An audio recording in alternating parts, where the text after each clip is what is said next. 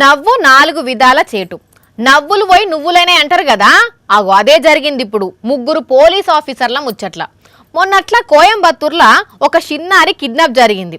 ముగ్గురు ముదనష్టపోళ్ళు పాపం ఒక బుజ్జిని భూమి మీద లేకుండా చేసిండ్రన్న ముచ్చట ఎరికే కదా నొల్లా.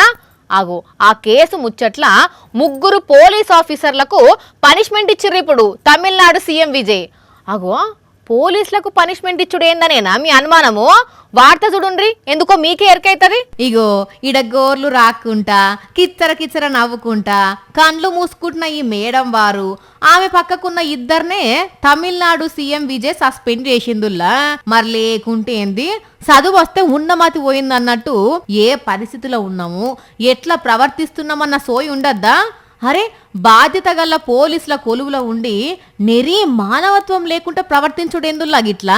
ఎంత పొద్దున లేస్తే కేసుల గురించి మాట్లాడి ఇని చూసి అలవాటైతే మాత్రం ప్రాణం పోయిన ముచ్చట, అది కూడా ఒక చిన్నారి ముచ్చట్ల గిట్లనేనా మెదిలేది?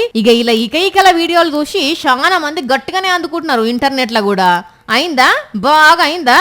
ఇప్పుడు ఇంట్లో కూర్చొని నవ్వుకోండి మంచిగా అని అటు సీఎం విజయ్ కూడా గట్టిగానే సీరియస్ అయిందట.